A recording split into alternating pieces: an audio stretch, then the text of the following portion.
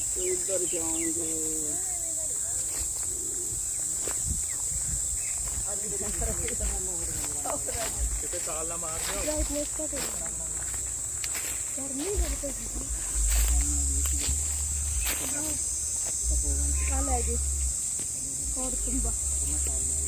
नहीं गंदा पानी, वो पौड़ियां है